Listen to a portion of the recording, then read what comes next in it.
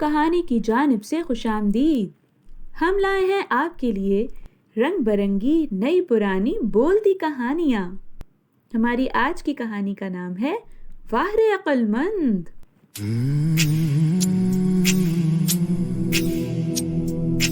آؤ بچوں سنو کہانی، نہ کوئی راجا نہ کوئی رانی۔ آؤ بچوں سنو کہانی، نہ کوئی راجا نہ کوئی رانی۔ چڑیا اس میں، طوطے اس میں، ہرن زرافے ہاتھی اس میں، چندا ماموں جھلمل تارے، پھول اور کانٹے پتے سارے، پیڑ ہے اس میں پانی۔ آؤ بچوں سنو کہانی۔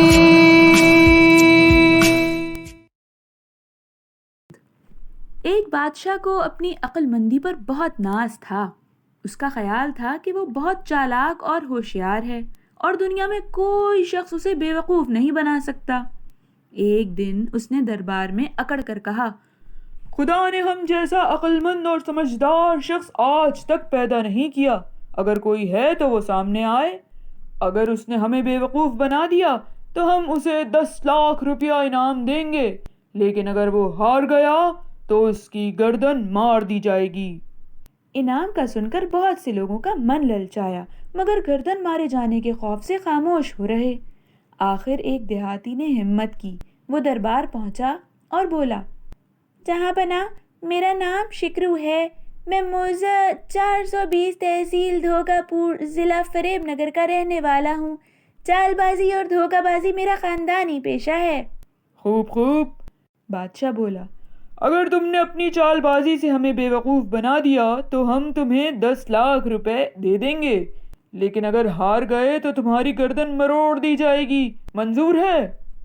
منظور ہے جہاں پناہ، شکرو نے سر جھکا کر جواب دیا، مگر حضور میں اپنے ہتھیار گھر چھوڑ آیا ہوں، اگر حضور اجازت دیں تو لے آؤں۔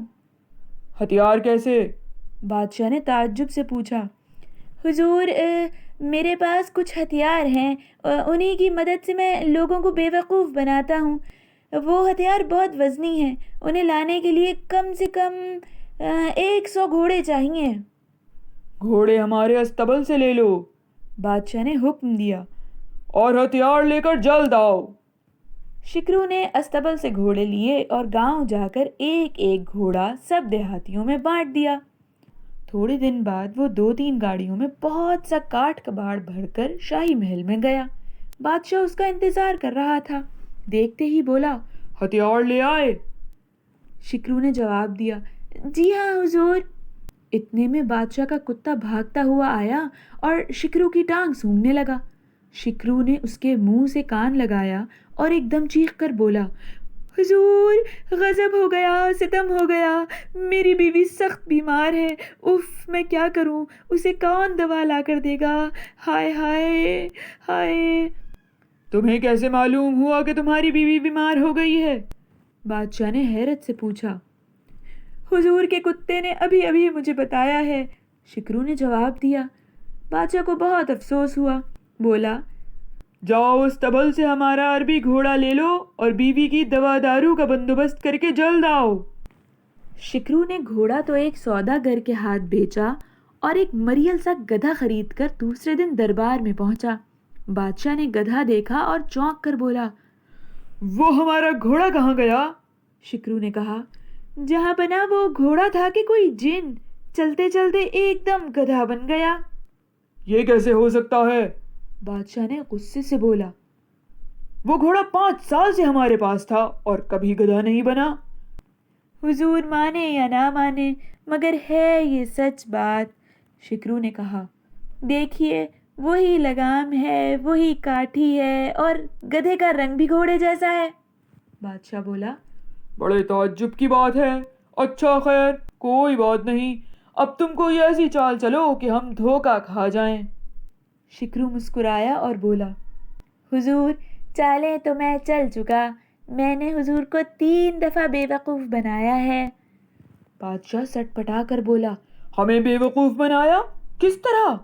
شکرو نے کہا، حضور پہلے میرے 3 سوالوں کے جواب دیں۔ پہلا سوال، کیا حضور نے کبھی کسی کو بیوقوف بنانے کے لیے کوئی ہتھیار استعمال کیا؟ نہیں، بادشاہ نے جواب دیا۔ تو پھر میں کس طرح کر سکتا تھا؟ یہ میری پہلی چال تھی اور حضور میرے جھانسے میں آ گئے۔ دوسرا سوال، حضور نے کبھی اپنے کتے کو باتیں کرتے سنا؟ نہیں، بادشاہ نے جواب دیا۔ تو پھر وہ میرے ساتھ کیسے بات کر سکتا تھا؟ شکرو بولا، یہ میری دوسری چال تھی اور حضور دھوکے میں آ گئے۔ تیسرا سوال، حضور نے کبھی کسی گھوڑے کو گدھا بنتے دیکھا؟ نہیں، بادشاہ نے جواب دیا۔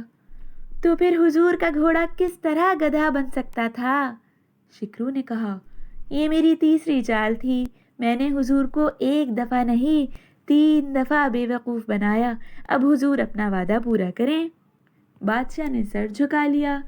تمام درباری منہ نیچے کیے ہنس رہے تھے۔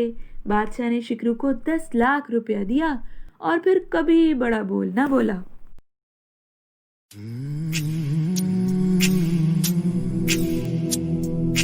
آؤ بچوں سنو کہانی، نہ کوئی راجا نہ کوئی رانی،